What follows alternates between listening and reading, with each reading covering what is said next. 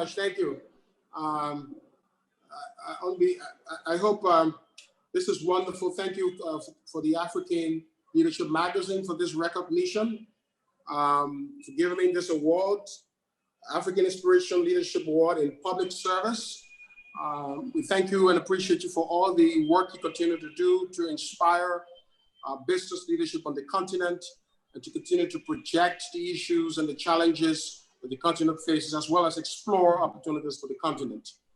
Today, I'll be granting this award to three persons. First, my mother, the President of the Republic of Liberia, the government and the team I've worked with here at Ministry of Finance, and of course, the people of Liberia.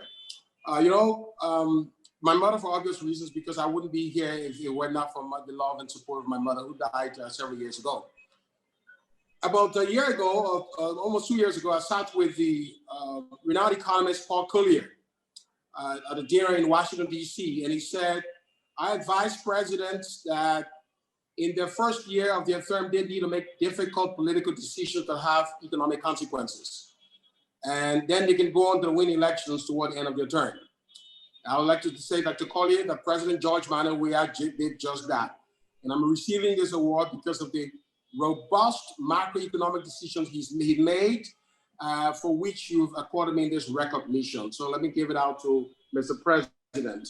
The great decision was a reform in the wage bill. Liberia reduced their wage bill over last year by 1% of GDP, and we're doing further reductions. Because of those reductions, there were lots of political protests in the country. There were appearances that the president was unpopular, and there was macroeconomic instability. But then at the end of the day, today we are stable. Inflation has come down from 30% to now 13%. The government no longer borrows from the central bank.